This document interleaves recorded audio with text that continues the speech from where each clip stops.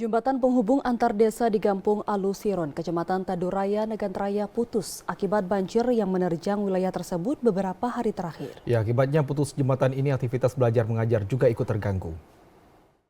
Inilah kondisi jalan lintas antar Gampung Alusiron menuju sejumlah desa lainnya di Kecamatan Taduraya, Nagantraya.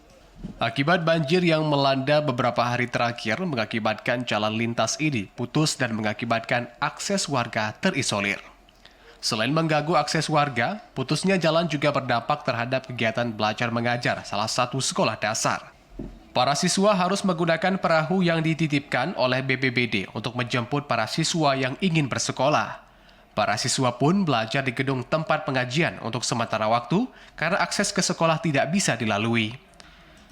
Salah seorang guru, Tajuddin, mengatakan kondisi seperti ini selalu terjadi setiap tahunnya. Ketika banjir melanda, para guru dan murid selalu belajar di tempat ini.